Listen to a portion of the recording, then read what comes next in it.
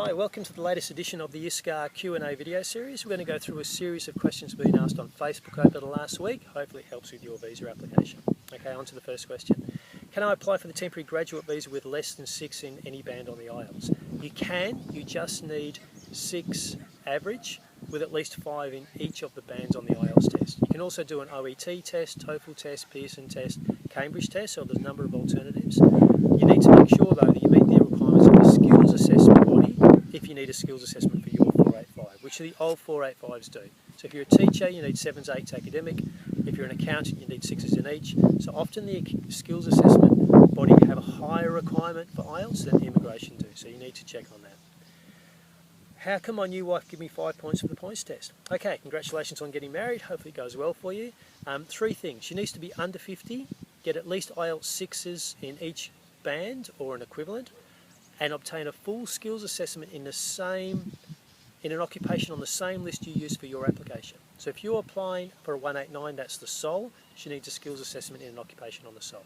If you're applying for state sponsorship, that's using the CSOL, she needs a skills assessment in an occupation on the CSOL to give you 5 extra points. Okay, can I apply for a 485 visa with my Australian quals and a permanent visa using my overseas qualifications? Yep, no problems, that's fine.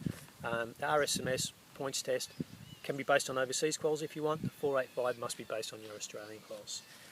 Hi, I'll start my diploma in cookery in September 2016. I have no experience in kitchen hand jobs.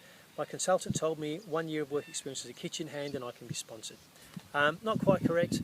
You need a Cert 3 plus 2 years work experience or a Cert 4 in your trade.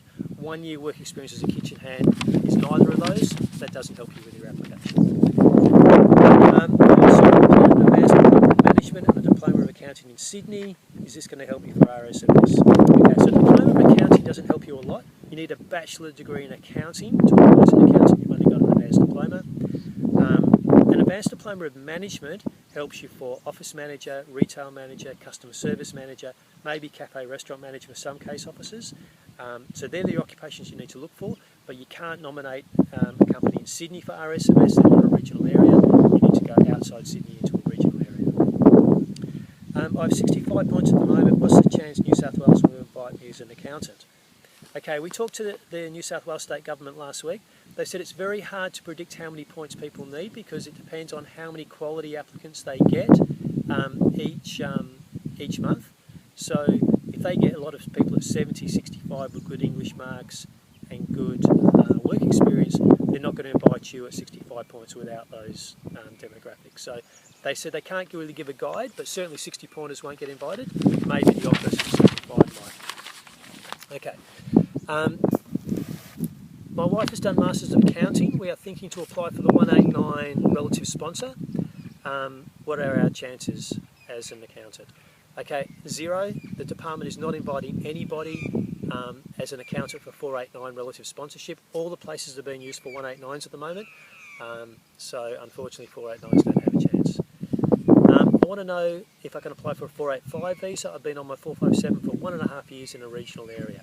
Okay, you can't. A 485, you need to hold a student visa for at least 1 day in the last 6 months. You've been on a 457, so you can't be sponsored, or you can't apply on the 485 because you don't meet one of those requirements. I've completed a Cert 3 in cooking and a diploma in hospitality. Is that good enough for RSMS? You need a Cert 4. You need to go back to your college and ask them if they will give you a letter saying you've completed all the units for a Cert 4. And if they give you that letter, 80% immigration will accept it. Diploma of hospitality is a very high risk, they won't accept that because it says you need a Cert 4. So try and get that letter from the college.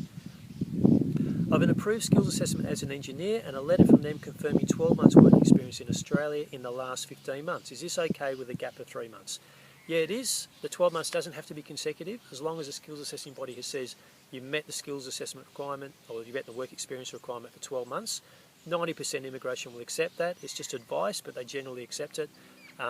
Gaps in there is not a problem at all. Hi there, my boss owns an Australian post office in regional Victoria. Can I use this for an RSMS visa? Post office manager is on the 457 list and it's on the RSMS list. So if it's full-time post office manager, yep, you can use that occupation. It's got to be full-time though. It's got to be 35 hours a week. If some of your work is post office worker, then immigration will say it's not full-time post office manager and they won't approve the position. Is it okay for my cousin to buy a business and sponsor me? Immigration are cracking down on relative sponsored 457s at the moment because they're saying some of the positions aren't genuine. If you can prove it's genuine, it's still okay. Just the department are going to look more closely at it. Has it been created just to help you, or was it genuinely a need for that company to fill that position? If it is, doesn't matter if your cousin sponsors you. Certainly RSMS is easier. 457 is still possible. You just have to jump over a bigger hurdle if they know a relative owns the company.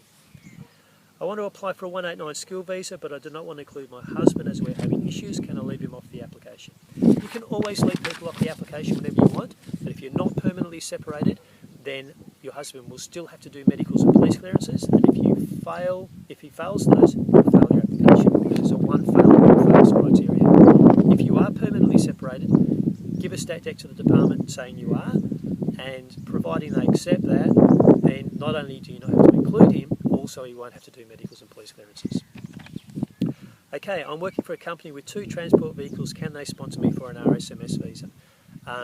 Yes, transport company manager is on the 457 list, it's on the RSMS list. You need to make sure that it's full-time, 35 hours a week transport company manager. If the 2 vehicles mean that it is still 35 hours a week full-time just doing those duties, fine. If it means that it's not full-time because there's not enough work and you have to fill the work up through more admin type duties, then the department will refuse it because it's not full-time transport company manager.